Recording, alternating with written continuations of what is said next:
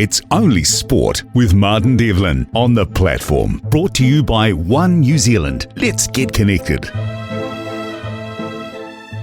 Justin, great that you're in Sydney, mate, and the All Blacks have been announced. They're announced nice and early. All right, the only real shake-up here is in the back three, and that is Caleb Clarke coming back from injury. Will Jordan goes to the wing and Bowden goes to fullback. So, any great shakes or surprises as far as you were concerned?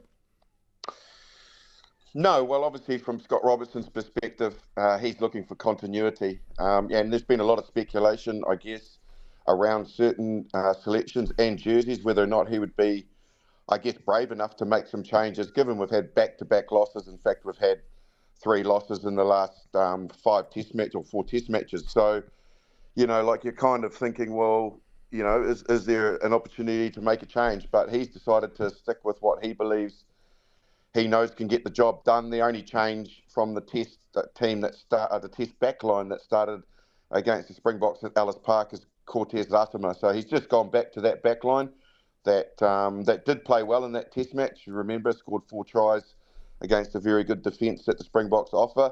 And then obviously the other changes that you mentioned in the back three were the same back three as what he picked for that particular test match. Look, it's not like we have a treasure trove or a cupboard of players kicking the door down to bang their way into this side. This is who we've got at the moment. And Justin, the other thing is that, look, this false narrative about being a side lacking in experience. Look at a guy like Tupu Vai. That's 32 test matches for him. Satiti, of course, has only played 3. But I'm running down the list here. 26 for De Groot, 91, 38, 74, 98, 88, 6 for Ratima, 54, 23. Most of these guys are hardened test match players. 30's enough, isn't it? Surely. Oh, yeah, for sure. Yeah, no, obviously, the more you accumulate, the more you've been into you've been to the coalface, you've been in the cauldron of test match rugby, and you're able to cope with situations where they're presented to you because you have learnt.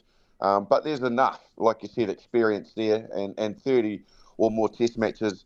At some stage, you would have been through that type of situation to be able to deal with it or cope with it and help others through it. I don't buy into the fact that this is a non-experienced team. There's plenty of players there that have been playing for the All Blacks for quite a number of years, and others, like you mentioned, Tupu Vai, who has been in the system and is now accumulating quite a few test matches under his belt. So, look, I think more the debate this week was probably going to be around whether or not Scott Robertson wanted to see whether or not we're able to change the picture to what the defence is seeing in terms of our attack and our shape.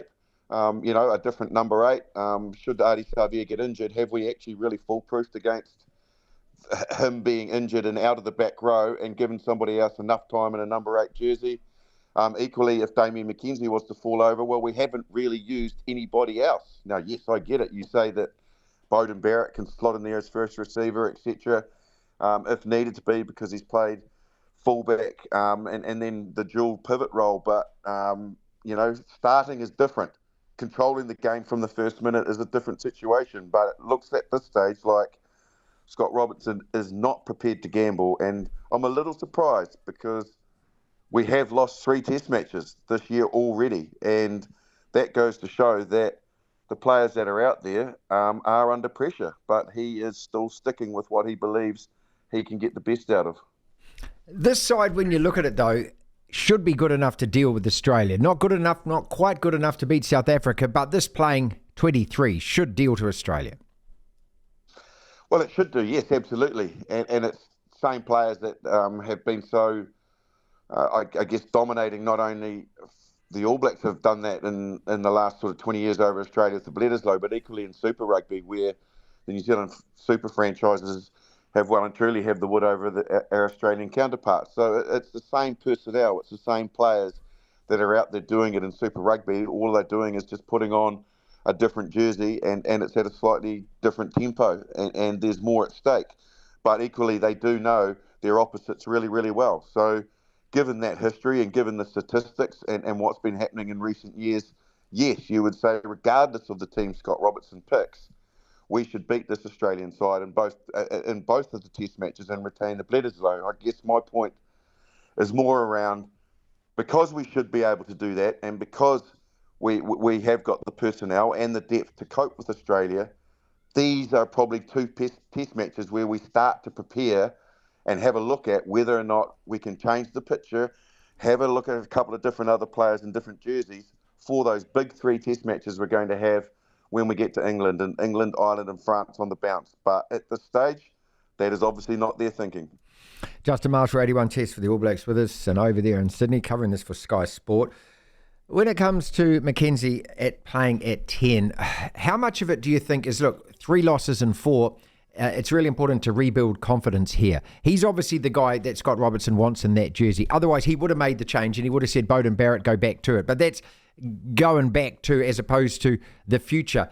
It says to me quite clearly that he wants McKenzie in that jersey. Are you reading that as well?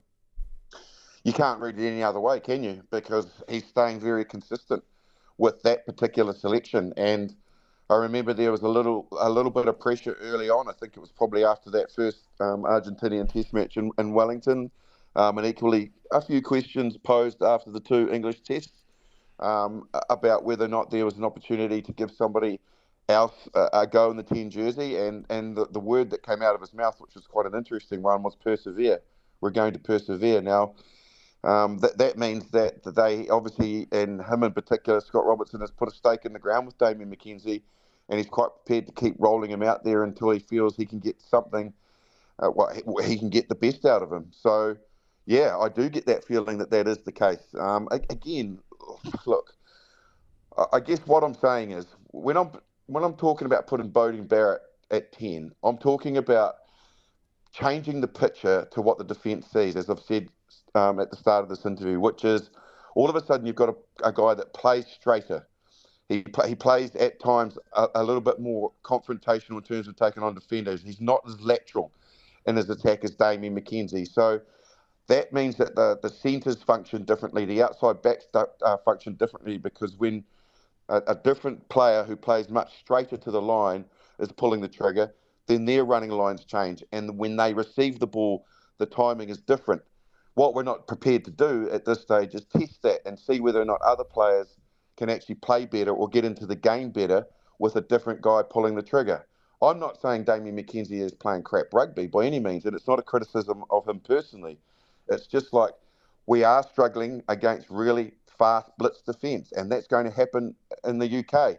Why are we not prepared? Just to see whether or not we can change it up a little bit. But all the way back to your question, I know this is a long-winded answer. It's all right, mate. It's great. It looks like Scott Robertson does not want to do that. He is very adamant that if, worst-case scenario, Damian McKenzie gets an injury and a bad injury, then he's quite comfortable that without any game time at all and starting in the 10 jersey, that Beauden Barrett can slot in there and do the job. So, yeah, that's the pressure, I guess, that Beauden Barrett has to wear, and obviously both of them are confident he can do that.